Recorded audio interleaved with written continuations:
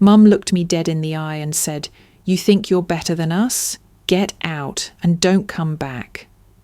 So I left. I didn't scream. I didn't beg.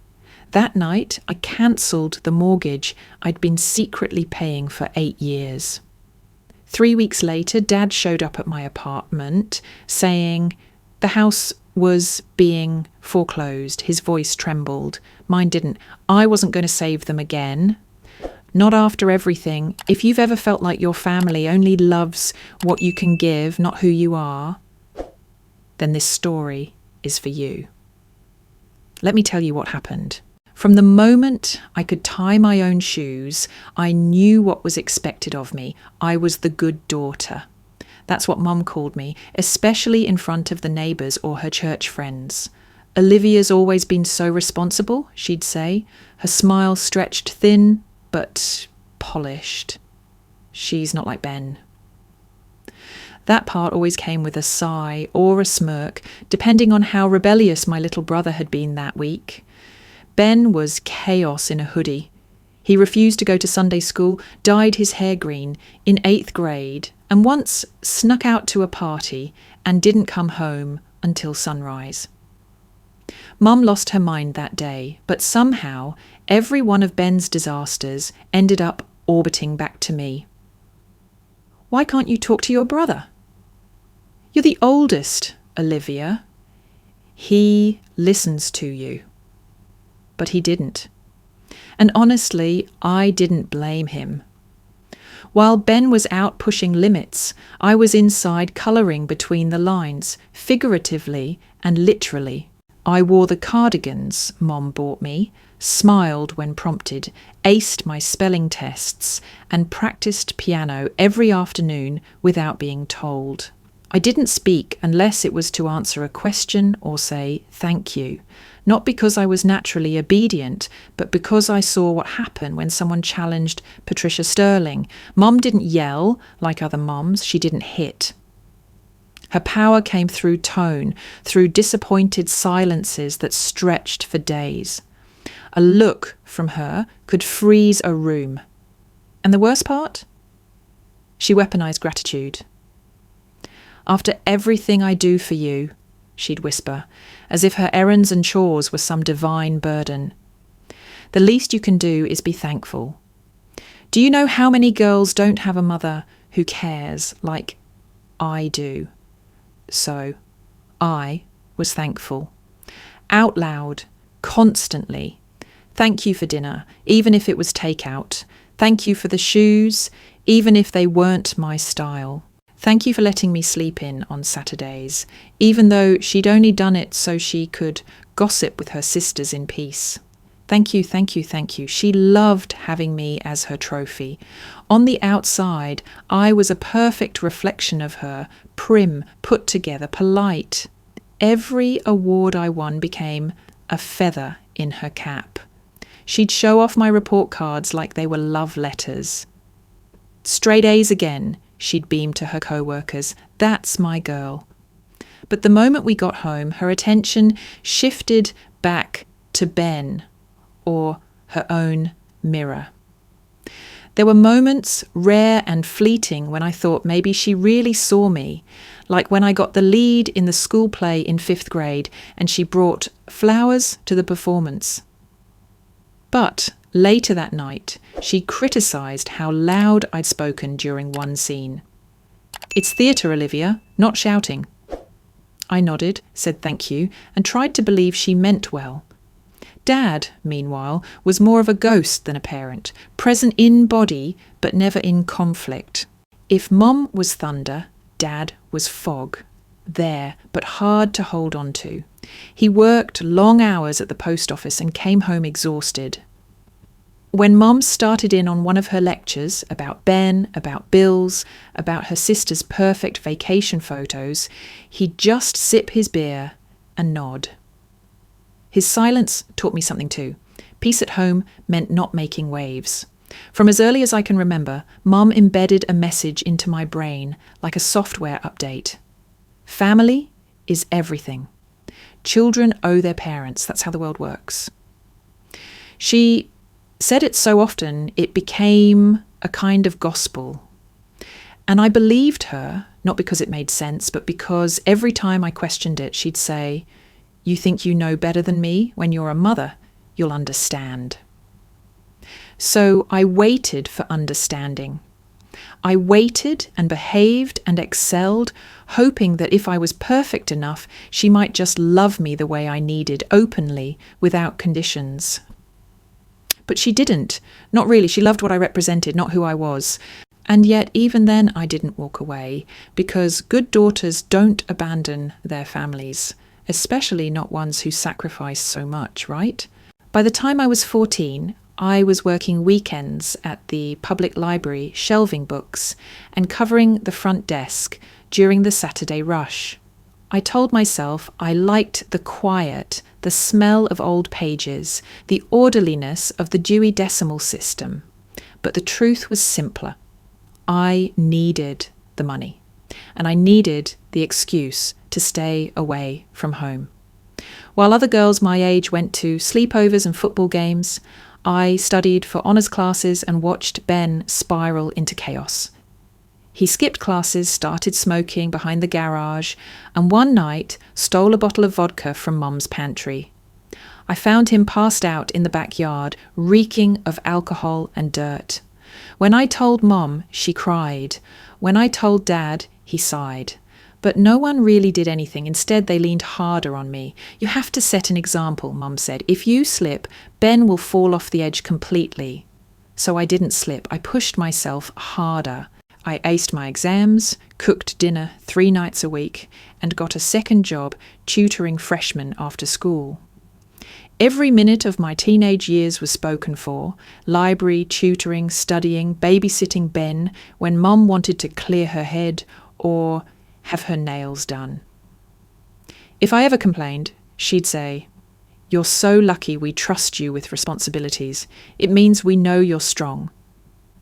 I didn't feel strong. I felt hollow. Then came the night everything cracked. It was junior year. Ben was 17 and had just gotten his license. He begged Mum to let him borrow the car to go to a friend's house. I warned her he'd been drinking earlier. I'd smelled it on his breath. She waved me off. "Stop being dramatic. He's a teenager. Let him have some fun for once." That night at 2 a.m, the phone rang. The voice on the other end told us there'd been an accident. Ben was okay, minor injuries, but the car was totaled. He'd hit a parked vehicle and failed a breathalyzer test. The officer said charges would follow. I remember the way Mum turned to me after hanging up. "What are we going to do?" she whispered, and somehow "we" meant me. The next morning I went to the police station with Ben. I told the officer that Ben had only had 1 beer and that I had encouraged him to drive home instead of staying out. I said I didn't think he was that impaired. I took responsibility for not stopping him. Mum watched me lie through my teeth and didn't say a word. Later that week, she signed a promissory note for the repair damages, but used my tutoring savings to pay the initial court fine. She said it was temporary. She said she'd pay me back. She never did. The following month at school, a rumour started that Ben had driven drunk and crashed. Kids whispered. Teachers looked disappointed. I braced myself, assuming the school gossip would ripple home. But at dinner that Friday, Mum had company over, a co-worker and her daughter, and she smiled brightly, gesturing to me. "This one, she's golden, on a roll, works 2 jobs, always puts family first." I stared at her, stunned. That night I lay awake for hours. Something shifted. I replayed the crash, the lie, the way Mum drained my savings, and the smile she wore while boasting about me. It hit me like a slap. I wasn't the golden daughter. I was the sacrificial one, the buffer, the fixer, the one who could be used without breaking. Ben never thanked me, not once. He was grounded for a month, then given back his driving privileges. And Mom? She never even looked guilty. It was the first time I realised that love in our family came with conditions, and I was only valuable as long as I remained useful. Getting into college was supposed to be my escape. I remember standing in front of the campus gates on my first day, backpack slung over one shoulder, heart pounding with something that felt dangerously close to freedom. I had earned a full academic scholarship to a university 3 states away. Far enough that I couldn't be guilt-tripped into weekend visits, but close enough to keep up appearances. At first, it felt like breathing for the first time in years. No curfews, no weekly lectures about gratitude, no Ben storming through the house, breaking things. My roommate was kind, my professors engaging, and for the first time in forever, I didn't feel like I was bracing for an emotional ambush every time I walked through the front door. But Patricia made sure her voice followed me. She called every Sunday afternoon, without fail. At first, I picked up eagerly. Maybe, just maybe, she'd ask how I was adjusting, if I was eating enough, if I liked my classes. But the conversations always veered into the same territory. You know your father's back is acting up again. He's working overtime just to cover Ben's school expenses. And me? Well, I'm running myself ragged. It would be nice if someone appreciated it. By someone, she meant me. The calls never included questions about my life, unless it was to measure my success against some imaginary family debt. How's that GPA coming? Remember, you said you'd make the dean's list. Don't forget who got you here. As if I'd forgotten. As if every scholarship essay, every honour roll mention, every exhausted late night of studying wasn't burned into my memory like a second skin. And somehow she still took credit for all of it. Then Rachel happened. She was in my intro to sociology class, curly-haired, bright-eyed, unapologetically herself. She wore mismatched earrings and quoted bell hooks in casual conversation. Rachel was loud where I was quiet, bold where I was cautious, and for reasons I couldn't explain, she saw right through me. She asked me to get coffee after class one day. That coffee turned into study sessions. Study sessions turned into walks across campus, which turned into something more. When she kissed me for the first time, I remember thinking, this is what it feels like to be seen. Rachel didn't try to fix me. She didn't ask for perfection. She asked for honesty. And I didn't know how to give it to her. When I told Mum about Rachel carefully, nervously, she went silent on the phone for 6 full seconds. Then, that's not really who we are, Olivia, I tried to explain. She makes me feel safe. I'm happy. Patricia laughed, short and sharp. You're confused. That's what college does. Don't embarrass yourself. Or us. After that, the calls got colder. She never mentioned Rachel by name, just started referring to her as your little friend or the girl you're wasting time with. Rachel noticed the shift in me almost immediately. You shrink around her, she said one evening, as we lay on the dorm couch, legs tangled. Your shoulders curl in like you're trying to disappear. I didn't deny it. Rachel reached out and touched my hand. You don't have to be their version of you. You're allowed to grow out of that mould. But I didn't know who I was outside of that mould. I'd been cast in it so early, so thoroughly, that anything beyond it felt like rebellion. Still, I clung to Rachel like a lifeline, not just because I loved her, but because she was the first person who loved me without asking for a receipt. The call came on a Tuesday evening, just as Rachel and I were about to order Thai food for a quiet night in. My phone buzzed 3 times before I picked it up. It was Mom, crying. Your father, he lost his job, Olivia, after 23 years. Her voice cracked, the kind of raw edge I hadn't heard since Ben's accident. The company's downsizing. They just let him go. No warning. I stood up, heart thudding. Is he okay? He's devastated, and we're behind on the mortgage. 4 months. They're sending foreclosure papers. Olivia, we're going to lose the house. Please, I don't know who else to call. I swallowed hard, not because I didn't want to help, but because I already knew what would come next. She wouldn't ask for a loan. She wouldn't suggest they downsize. No, I was the fallback plan, the hidden net. Rachel watched me from across the room, her face tense. I hung up, told her everything. She nodded slowly, then said, "You don't have to fix them, Liv." But of course I did. I always had. That weekend, I went home. Not for dinner, not for comfort, but to visit the bank. I met with a mortgage officer, a woman named Clara. She walked me through the numbers. 4 months past due, balance dangerously close to triggering default. I asked if I could take over the payments discreetly without transferring ownership. Clara hesitated, then nodded. "You'd be surprised how many adult children do this," she said. "It's generous, but risky." I showed her my pay stubs from campus tutoring and the medical research internship I'd just started. It would be tight, but I could do it, barely. We set up an automatic payment plan. Every 15th of the month, the mortgage would draft directly from my account.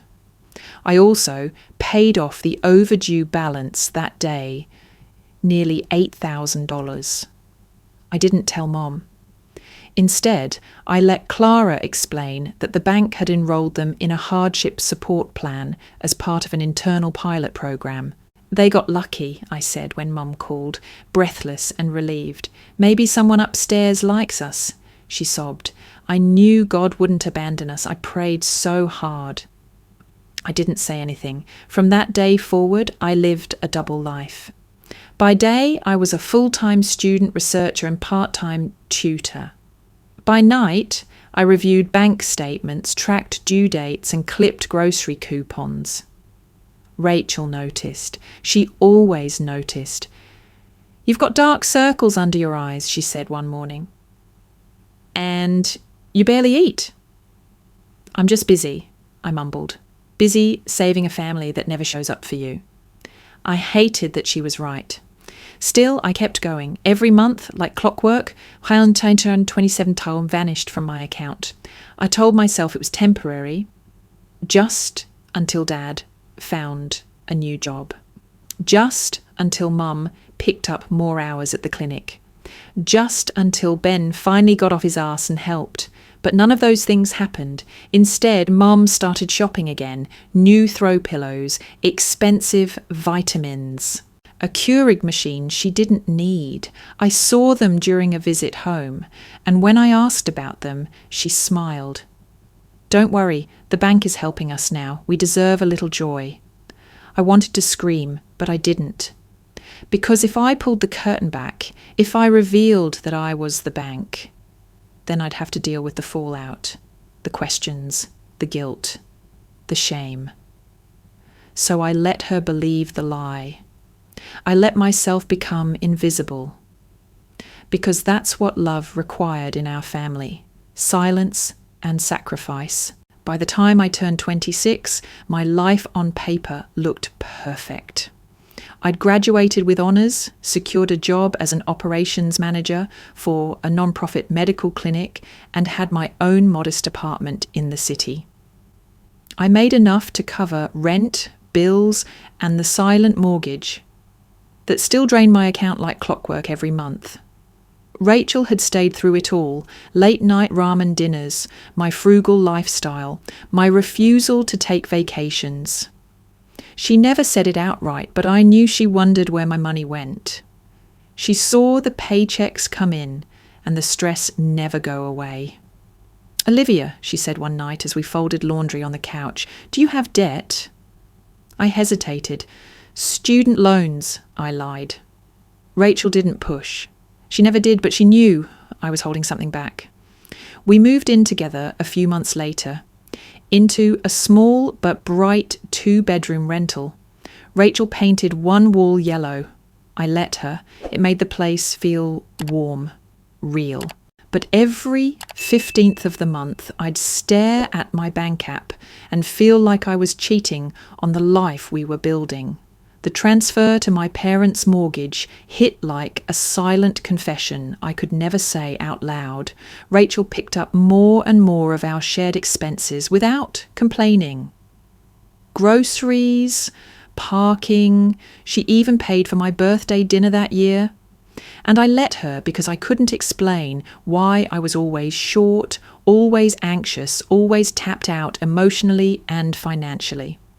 I still visited my parents once a month. Mum always greeted me with some variation of, "Glad you could make time for us," followed by passive-aggressive commentary on how tired I looked or how Rachel dressed. Once she asked if Rachel had ever considered wearing makeup. "Just a little mascara," she said, "wouldn't kill her." Rachel stopped coming with me after that. One evening, I lit a candle and cooked her favourite meal, lemon pasta with spinach and garlic. I'd been carrying a ring in my purse for a week. Nothing flashy, just something simple, meaningful. She smiled when I brought out dessert. "What's the occasion?" I hesitated. "I've been thinking maybe it's time we made this official." Her face fell before I could even open the ring box. "Liv," she said softly, "I love you, but I can't marry your entire family." I blinked. "What?" "You're not just in a relationship with me. You're in one with your mom, your dad, their problems, their secrets, whatever it is you're not telling me." I opened my mouth, closed it.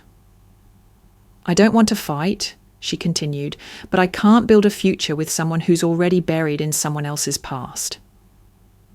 The pasta went cold. She didn't leave that night or the next. But something changed. Our conversations grew shorter, her touch less frequent.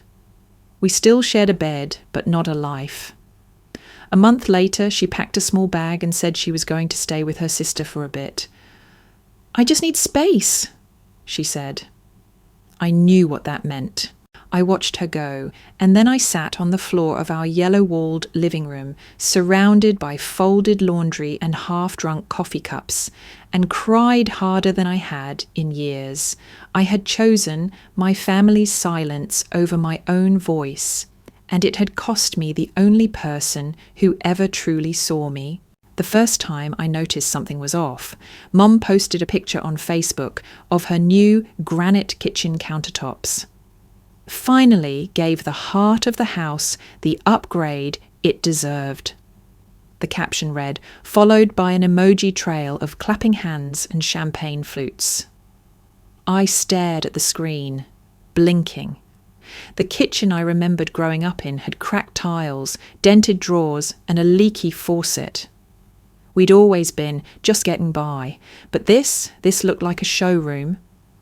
Then came the new living room set. Plush, white, pristine. It was on sale, she told me during my next visit, waving off my raised eyebrow. Besides, with all the blessings coming our way lately, I thought it was time we lived like it. She motioned toward the gleaming 85-inch flat-screen TV mounted on the wall like a shrine. "Isn't it stunning?" I nodded mutely, fingers twitching.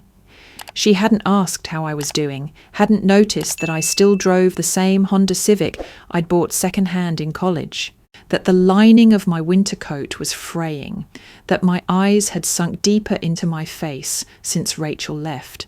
No, she saw none of it, only the blessings, only what she'd decided to believe. In the weeks that followed, the upgrades kept coming. New backsplash in the bathroom. An ergonomic reclining chair for Dad. A smart fridge. She mentioned wanting to hire someone to repaint the entire house, to give it that fresh energy. I started writing everything down, not just what I saw, but what I paid. I pulled up my my bank history and created a spreadsheet. Every mortgage payment, every overdraft cover, every check I'd written since the day I stepped into that bank office with Clara, I tallied it all down to the cent. It came out to over $70,000. That's when I stopped sleeping through the night. That's when I started grinding my teeth. During my next visit, I brought groceries, because of course I did, and found her at the dining table, flipping through a home decor magazine. "I'm thinking of renovating the bathroom next," she said cheerfully, sipping on lemon water. "You know, new tile, that rainfall shower head. It's what the house deserves after everything we've been through." She looked up at me, expectant. "What do you think?" I set the grocery bags down a little too hard. A bottle of olive oil clinked against the counter. "What, I think," I said slowly. "I think you should wait until the mortgage is paid off before borrowing more." Her eyes narrowed. "Why are you talking like that? We're fine." "The bank's plan has been working. Haven't missed a payment in years." Right. Because I'd never missed one.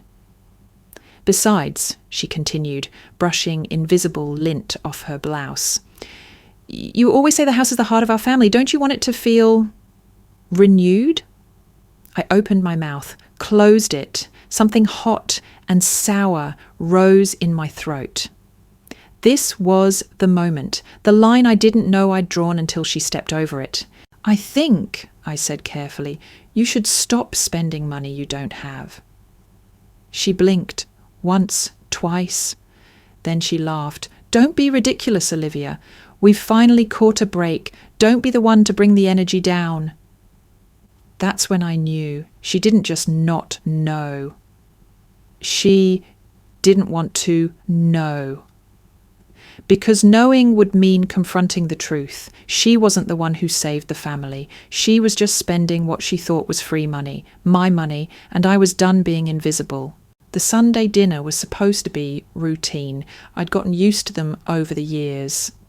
Bi-weekly rituals where I played the role of dutiful daughter, bringing groceries, smiling through backhanded compliments, and pretending everything was fine.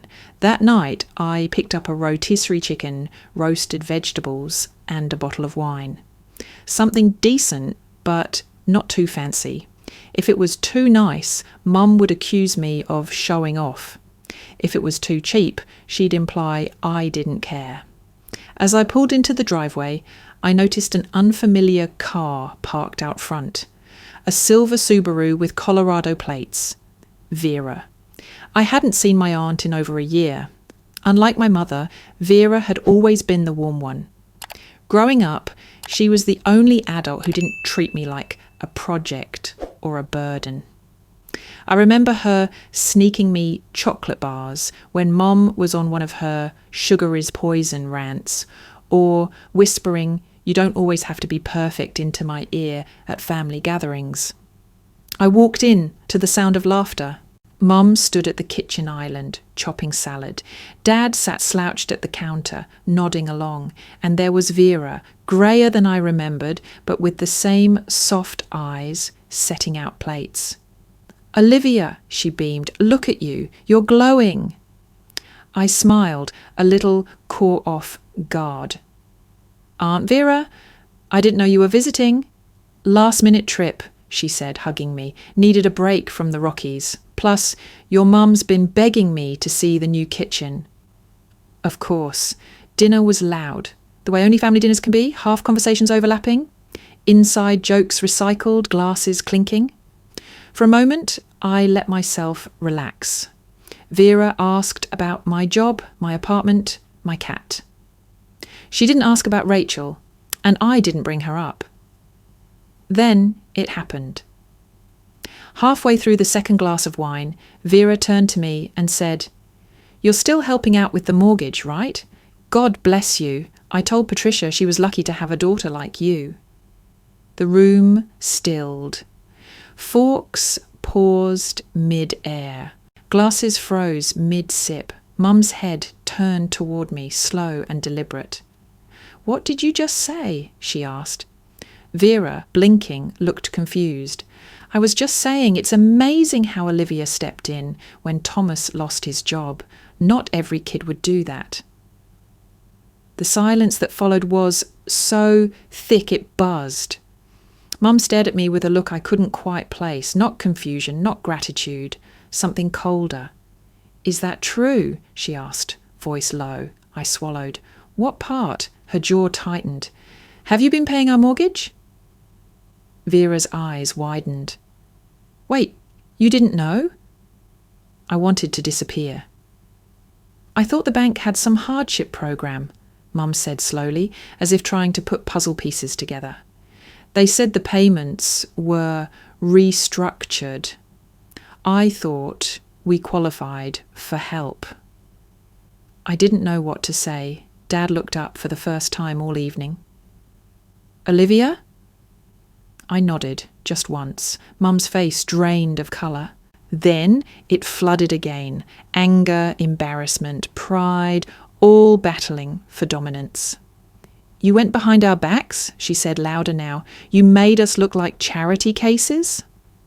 "No one knew," I said quickly. "Not even Vera. It must have come up last Christmas. I didn't think she'd remember." Vera looked horrified. "I'm so sorry. I didn't realise."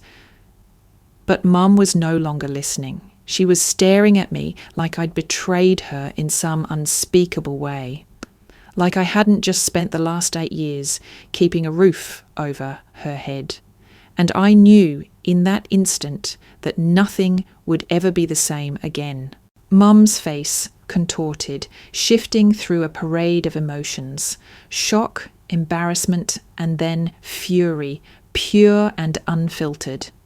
She slammed her wineglass down so hard it splashed onto the tablecloth. "I can't believe this," she hissed, eyes locked on me like I was something foul. "You've been lying to us." "No," I said quietly. "I've been helping you silently because I knew you'd react like this." She stood up. "No, Olivia, don't you dare twist this. You made fools out of us, made us look like we couldn't manage our own lives. Like we needed saving." "Because you did," I snapped, then immediately regretted the sharpness in my voice. She pointed a shaking finger at me. "You arrogant little traitor. You think money gives you the right to judge us? To play puppet master?" "I didn't judge anyone," I said. "I just didn't want you to lose your home." Her laughter was cruel and sharp. "You think you're some kind of hero, that this buys you respect? It doesn't. It just proves you never respected us in the first place." Dad remained still, lips parted like he wanted to speak, but had forgotten how. "I took care of it because I love you," I continued, voice trembling. "Because you called me crying and I didn't want to see you lose everything." "Oh, save the speech," she snapped. "You wanted control. That's what this was really about. You wanted to feel powerful, wanted to sit there knowing you were the one keeping the lights on. Well, congratulations. You humiliated your own parents." "I didn't tell anyone," I said again, glancing at Vera, who looked like she wanted to disappear into the carpet. "You told her," Mom barked, gesturing wildly. "It slipped out," Vera interjected gently. I didn't know it was a secret. Of course you didn't," Mom yelled, "because no one thought to include the people whose lives were actually being played with." I took a step back. My heart pounded, not from fear, but from clarity. It was all here. The years of resentment, the emotional manipulation, the entitlement. Laid bare in a dining room filled with roasted chicken and shattered illusions. "You think just because you make a little money now, you're better than us," she seethed. "You sit in your little apartment with your little job and judge us from afar." I didn't respond. I didn't need to. She slammed her palm on the table, rattling the silverware. "Get out!" The room froze. "What?" I whispered. You heard me, she spat. You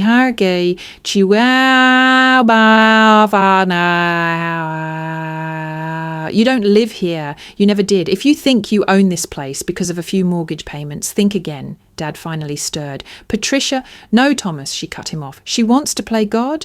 Let her do it somewhere else. I looked at him, pleading silently, but he just looked down. I said, get out, she repeated, voice lower now, more dangerous. I stood slowly. My legs felt like they belonged to someone else. My hands were shaking as I grabbed my coat, my purse. Vera reached for me. Olivia! I'm fine, I said, though my throat was closing. Mum followed me to the door, still seething. Don't come back. You hear me? Don't bother. You made your choice. I turned back one last time. I never wanted power, I said. I just wanted peace. I wanted to help. But you never wanted help. You wanted obedience. Her mouth twitched, but no words came, so I left. The door clicked behind me, muffling the chaos inside. Outside, the air was cool, sharp.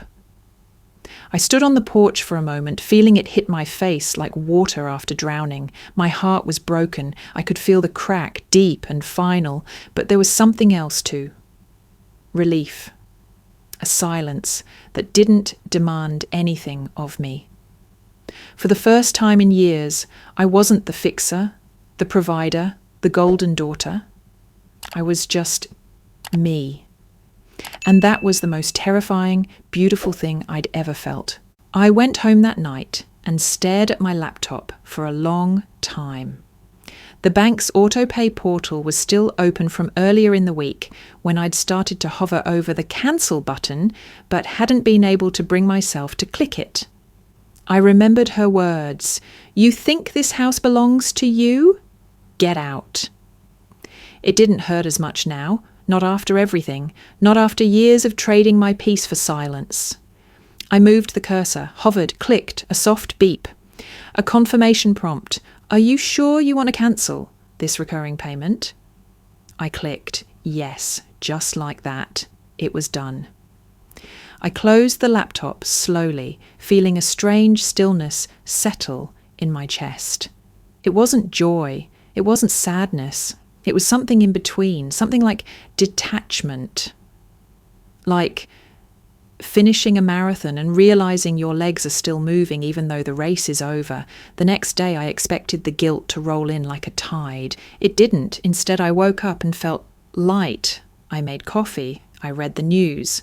I answered work emails without that low, constant hum of dread vibrating under every word. And for the first time in 6 years, the 15th of the month came and went, and my account stayed untouched. No overdraft notices, no frantic budget reshuffling, no anxiety tight in my chest. 3 weeks passed. The phone didn't ring, no calls from Mom, no texts, no passive-aggressive voicemails disguised as prayer requests. It was quiet, almost too quiet. And yet I found myself breathing easier, sleeping deeper. I took long walks without checking my phone, started journaling again, rediscovered that feeling of eating dinner without a pit in my stomach. One Friday afternoon, I ran into David at a bookstore. We'd gone out a few times years ago, before Rachel, before the mortgage, before my life turned into a spreadsheet of silent sacrifices. He was browsing the memoirs section, wearing a faded grey hoodie and carrying a coffee from the little cafe near the entrance. "Olivia," he said, blinking in surprise. I smiled. "Hey, it's been a while." We talked for almost an hour, right there between the shelves. He asked how I'd been, and I gave a vague answer. Still working, still reading, still breathing. He didn't pry. David had always been like that. Gentle, grounded. The kind of man who could sit in silence with you for 30 minutes and still make you feel like you'd had a good conversation. As we walked out together, he asked if I wanted to grab dinner. I hesitated for a heartbeat, then said yes. That night, over warm pasta and soft jazz, I told him everything, not the numbers, not the monthly statements, but the emotional truth about the house, the money, the way I'd become invisible inside my own family. The night I got kicked out, he listened, his eyes steady. He didn't interrupt, didn't offer easy answers. When I finished, he reached across the table and took my hand. "You don't owe anyone your peace," he said, "especially not people who weaponize your love." I didn't realize I was crying until I felt the tears hit my knuckles. We didn't call it a date, but it was something real. In the following days, I let myself imagine again, not just escape plans or financial survival, but joy, ease, a home not built on obligation. I bought myself new sheets, lit candles just because, painted the corner of my bedroom a soft blue. Every small act felt like reclaiming a piece of myself, and still no calls from home. Until one morning my father's name appeared on the screen. I stared at it for a full minute, then let it ring. The knock came on a Sunday afternoon, 3 weeks after I'd cancelled the mortgage payment. I wasn't expecting anyone. David had gone back to his place after breakfast. I was still in pyjamas, sipping tea, rereading an old novel when I heard it. 3 soft knocks, evenly spaced, like someone unsure if they should even be there. I looked through the peephole and froze. Dad. I hadn't seen him since that night. The dinner, the explosion, the exile. He looked older, thinner. Shoulders slumped, like the weight of something invisible had finally bent him beyond repair. I opened the door slowly. "Dad?" His face crumpled in relief. "Olivia." He didn't wait for an invitation, just stepped forward and wrapped his arms around me. His hug was awkward, trembling, the kind of embrace that felt less like comfort and more like a man trying not to fall apart. I stood stiff for a second, then let myself return the gesture. Briefly. He pulled back. Can we talk?" I nodded and let him in. He looked around the apartment like he was seeing it for the first time, which he was. He never visited. Mum said city life was too chaotic, that my place was cramped. He sat down carefully on the edge of my couch, rubbing his hands together. We got the notice." I said nothing. "The bank," he continued. "They said the payments stopped, that we're in default. There's paperwork, legal stuff. I don't even understand half of it." Still, I said nothing. He looked up. His eyes were red, tired. "Why didn't you tell us you were stopping?" "I didn't think I had to," I replied. "I wasn't welcome anymore, remember?"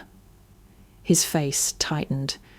"Your mother didn't mean—" "Yes, she did," I interrupted, "and I finally listened."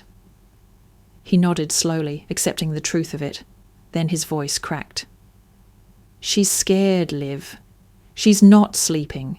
Keeps calling the bank, trying to fix it. But they said there's nothing they can do without the payments, and I don't have the savings to catch us up." I sat down across from him.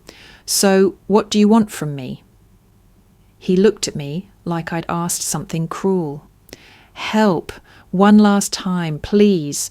We'll sell the car, downsize, whatever it takes. But right now, we need a little more time."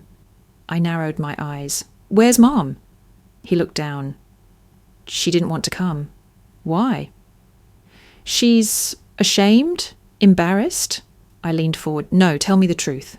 He hesitated. "She's still angry. Says she doesn't want to beg the child who betrayed her." His voice dropped. "But she knows she went too far. She doesn't know how to admit it." I leaned back, the final piece of clarity sliding into place. "She doesn't want to apologize. She wants a bailout." He didn't deny it. "She thinks if she waits long enough, I'll cave, like always."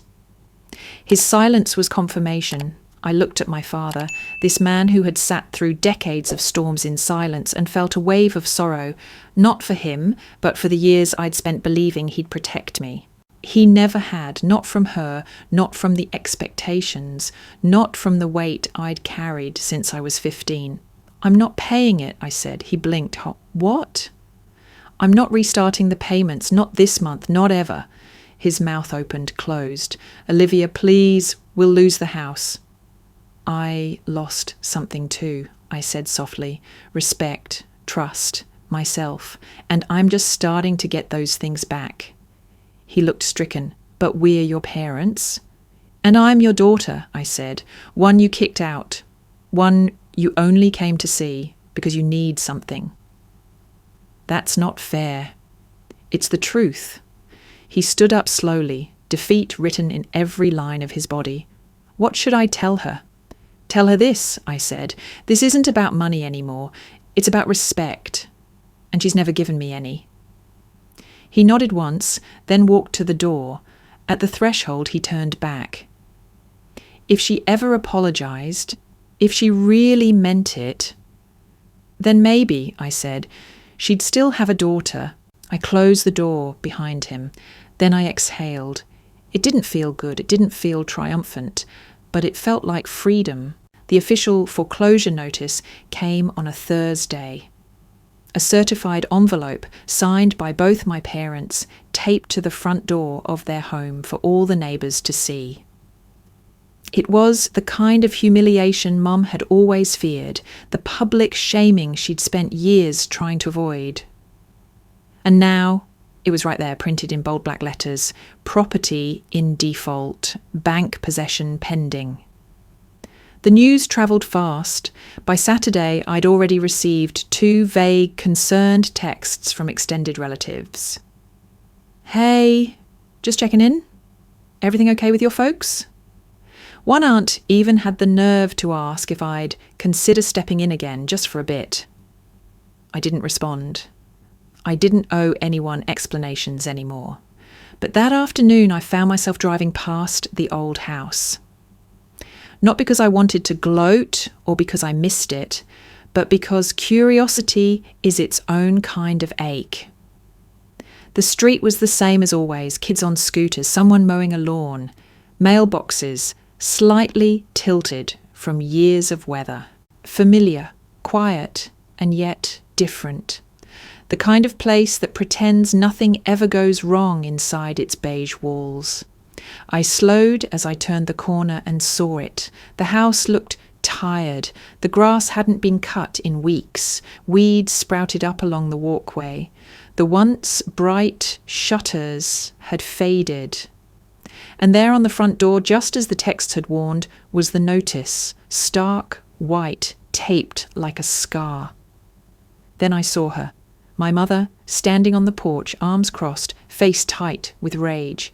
She was still wearing her usual pressed blouse and slacks, but the crispness was gone. She looked smaller somehow, weathered. As my car inched closer, she spotted me. Her expression changed instantly, from fury to something wild, feral. She came down the steps fast, waving her arms. I gripped the steering wheel tighter. She stepped into the street, directly into my path, eyes blazing. I hit the brakes. Through the windshield, I watched as she screamed something, her voice muffled by the glass. Her mouth moved fast, hands flailing. I cracked the window just an inch. Can't believe you! You heartless, selfish girl. This is your fault. I stared straight ahead. She moved closer, inches from my door now. You're not even human. What kind of daughter abandons her family like this? You're not one of us anymore. My hands clenched on the wheel. You are not human, she screamed, switching to the old Vietnamese she only used when enraged. What kind of family abandons their parents like that? A few neighbours peeked through blinds. One opened their door slightly. A dog barked in the distance. I felt like I was watching a play from behind glass, separated, immune. She pounded the hood of my car once, hard. I didn't flinch. Her face crumpled, tears coming fast now. I gave you everything, she sobbed. Everything, and you left us to rot. I met her eyes through the windshield. No, I whispered. You took everything, and it still wasn't enough. Then I rolled up the window, put the car in drive, and pulled away.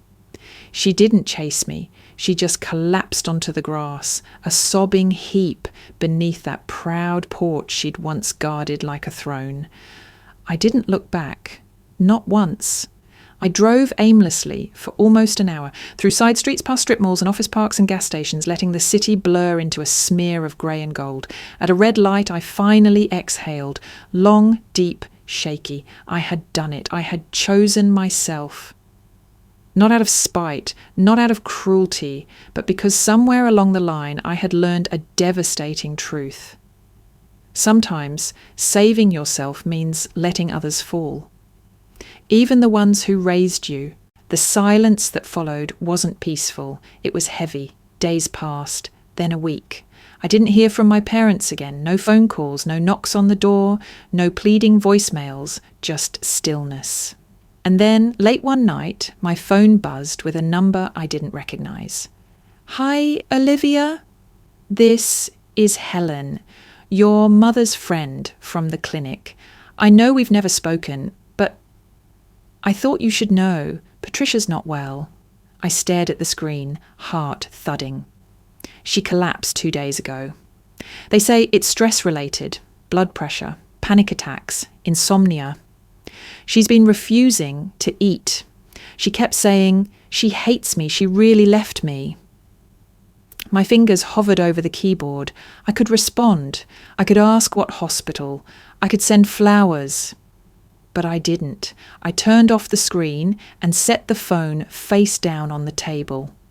I lay awake that night, the words circling my brain like gnats. Collapsed, stress, she hates me, but I didn't hate her. That was the cruelest part. If I did, it would be easier. The next morning there was another message. She asks for you every day, says she was wrong, that she wishes she could take it all back. I know she's proud, but she's also heartbroken. Just thought you should hear that. I sat with that for a long time. Because for most of my life, all I ever wanted was for her to say those words. I was wrong. I wish I could take it all back. And now that they'd finally come, delivered through a third party, I felt nothing but exhaustion. Like being handed an apology at the end of a marathon you never wanted to run. Over the next few weeks, the messages trickled in from all corners. Distant cousins, old family friends, even Ben. Everyone had something to say. She misses you. She cries at night. Can't you just talk to her? But no one asked how I was doing. No one asked what it had cost me to hold the line, to walk away. Because to them I wasn't grieving. I was the one who'd left. The one who won. What they didn't see was the ache that clung to me like fog. Especially when I walked through grocery stores and spotted older women comparing coupons. Or when I heard someone call out "Mom" in the parking lot. It was a strange grief, the kind that doesn't have a funeral, the kind you carry alone. Then one Tuesday, Vera texted me. They've moved. She sent the address. A low-income apartment complex across town. 1 bedroom, no elevator, laundry in the basement. Your dad works stock at the local hardware store. Your mum got a job as a cashier at the supermarket. I stared at the message for a long time. Cashier. Patricia Sterling. Manicures, silk blouses, luxury candles. Now scanning frozen dinners and ringing up toilet paper. It should have felt like justice. It should have felt like karma, but it didn't. It felt like watching a mountain erode into rubble. That weekend, I went to the supermarket, not to see her, not to speak, just to know.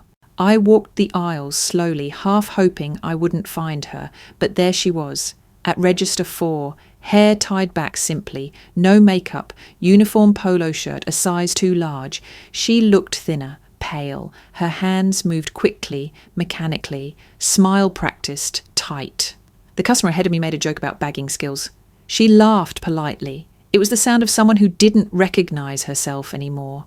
I stepped into the next aisle before she could see me. I didn't check out, just walked back to my car, sat in the driver's seat, stared at the dashboard, cried, not for what had been lost, but for everything we'd never had. 6 months passed. Autumn melted into winter, and with it, the last shreds of guilt I didn't know I was still carrying. The air turned crisp, the trees thinned, and I began to feel whole. David and I had moved into a modest 2-bedroom apartment at the edge of the city. Nothing flashy, but warm, quiet, and most importantly, ours. There was a window in the kitchen that let in morning light, a tiny balcony with 2 folding chairs, and a little space by the door where we hung our keys side by side. On weekends, we made pancakes. On weekdays, we cooked simple dinners and fell asleep to the hum of quiet television. He never asked me to explain the silences, just sat with me inside them. I hadn't gone fully no contact with the outside world. I still texted Vera now and then. I still replied to the occasional check-in from old co-workers or friends I'd let slip during the storm. But my parents, no, I hadn't heard their voices in months, and I no longer flinched when the phone rang. Work was steady. I'd taken on a role at a local non-profit clinic, coordinating outreach programs and managing a small team. It didn't pay much, but it felt right, like putting something good into the world without sacrificing my soul to do it. There were still moments, small, sharp ones, when grief visited me like a ghost. A woman humming a lullaby in the grocery store, a mother brushing her daughter's bangs back in a cafe. Sometimes I still reached for the phone out of reflex, wanting to share a funny story or ask for a recipe. But I'd catch myself, and instead I'd tell David, or write it down, or let the moment pass. I was learning that peace wasn't always loud. Sometimes it was just the absence of panic. One rainy Tuesday, I came home early from work. David was already in the kitchen, stirring soup on the stove. "Hey, you're home early," he said, smiling. "Rough day?" "Just long," I said, kicking off my shoes, "but better now." I poured tea, sat down, watched him move around the kitchen with quiet ease. And for the first time in my adult life, I realised something startling. I wasn't in survival mode. I wasn't bracing for the next explosion, the next accusation, the next emotional invoice. No one was keeping score. No one was holding my love hostage. I was safe. After dinner, we sat on the couch and read. At some point, I dozed off with my head on his shoulder. When I woke up, there was a blanket over me. The lights dimmed and the world outside soft with snow. I got up and walked to the small bedroom we'd turned into a study. On the desk sat a candle, half burned, and a stack of unopened letters. Holiday cards, mostly. One was from my mother. She'd sent one every month since the foreclosure. They always said the same thing. "I'm sorry. I love you. Please call." I picked up the envelope but didn't open it. Instead, I placed it on the pile and lit the candle. Let it burn.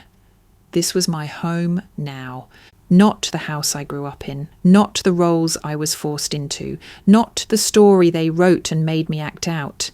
This one was mine, and I had finally moved in. My birthday came in early spring, the first one in years that didn't start with a phone call from my mother, or end in some guilt-laced comment about how far I'd drifted. It was quiet this time, simple. David made breakfast, eggs, toast, strawberries in a ceramic bowl. We walked by the lake.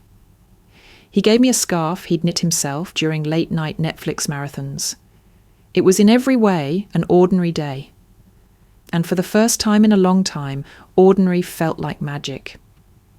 That evening, when we returned home, I found a familiar envelope in the mailbox. cream-coloured, slightly worn at the corners, handwriting I hadn't seen in person in nearly a year. Patricia Sterling, my mother. I stood at the kitchen counter holding it in both hands, unmoving, while the kettle whistled behind me. David peeked over my shoulder but didn't say anything. He just gently turned off the stove, placed the kettle aside, and walked out of the room. He knew I needed space. I sat at the table, the envelope still unopened, the same way I had with the others. But something about this one, the timing maybe, urged me to tear it open. Inside was a simple birthday card, not one of those loud, glittery ones she used to love, just a plain card with a watercolour flower on the front and soft cursive writing inside. Happy birthday, Olivia. I know I'm the last person you want to hear from today, but I needed you to know I remember. I remember the day you were born, the way your tiny fingers curled around mine. I remember thinking I would do everything in my power to protect you. I failed at that. I failed you in more ways than I can count. There isn't a day that goes by I don't regret the way I treated you. You didn't deserve to carry what you did. I didn't deserve the daughter I had. I don't expect forgiveness. I just wanted you to know, I remember, I'm sorry, and I miss you more than you'll ever know. Love, Mom. I stared at the words, and for a moment, just a moment, I waited for the flood, for the sobs, the release, the shaking hands, the longing, but they didn't come. My hands were steady, my heart was still, not cold, not hard, just still, because that letter, however heartfelt, had come far too late. There was a time when I would have clung to every word, a time when I would have driven across the city in the rain just to hear her say it in person. But now I understood something I hadn't before. Apologies don't erase the years you bled for someone who never once asked if you were okay. I wasn't angry, I wasn't sad, I was free. I folded the card carefully and placed it in the drawer beside the others, not as a keepsake, not as evidence, but as closure. There would be no big reunion, no dramatic forgiveness arc, no tearful embrace at a family barbecue. This wasn't that kind of story, this was mine. Afterward, I poured 2 cups of tea and joined David on the couch. We watched an old movie. I leaned my head on his shoulder. He kissed my forehead and didn't ask what was in the envelope. I told him anyway. She said she remembers, I said. She said she's sorry. He didn't say, I told you so. Didn't tell me to reach out. He just held my hand. I looked around the apartment. The soft light, the warm air, the books lining the shelves, the faint scent of lavender from the candle on the windowsill. And I realised I wasn't holding anyone else's weight anymore.